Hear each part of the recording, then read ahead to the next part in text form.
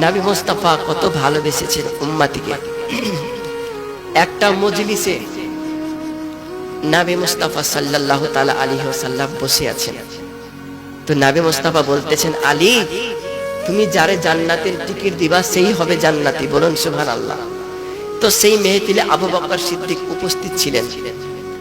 তো আলী রাদিয়াল্লাহু তাআলা আনহুকে যখন নবী মুস্তাফা বলেছেন, আবু বকর সিদ্দিক রাদিয়াল্লাহু তাআলা আনহু মনের মধ্যে একটু দুঃখ হলো, তাই তিনি ওখান থেকে উঠে চলে গেলেন। আবু বকর সিদ্দিক যাওয়ার পরে আমার নবী মুস্তাফা বলতেছে, আলী তুমি জান্নাতের টিকিট তাকেই দিবা যে আমার আবু বকর সিদ্দিককে ভালোবাসবে, বলুন সুবহানাল্লাহ। কিছুদিন পরে আবু বকর সিদ্দিকের সঙ্গে হযরতে আলী রাদিয়াল্লাহু তাআলা আনহু সামনাসামনি হয়ে গেছেন। তো আলী রাদিয়াল্লাহু তাআলা আনহু মুচকি মুচকি হাসতেছেন, আবু বকর সিদ্দিক রাদিয়াল্লাহু তাআলা আনহু মুচকি মুচকি হাসতেছেন। হযরতে আলী আবু বকর সিদ্দিক রাদিয়াল্লাহু তাআলা আনহু জিজ্ঞাসা করতেছেন, আলী তুমি তো বড় ভাগ্যবান, কারণ নবী মুস্তাফা তোমার হাতে জান্নাতের টিকিট দিয়ে দিয়েছে, তুমি বড় ভাগ্যবান। এবার হযরতে আলী রাদিয়াল্লাহু তাআলা আনহু বলে, ওগো সিদ্দিক আকবর আপনিও বড় ভাগ্যবান।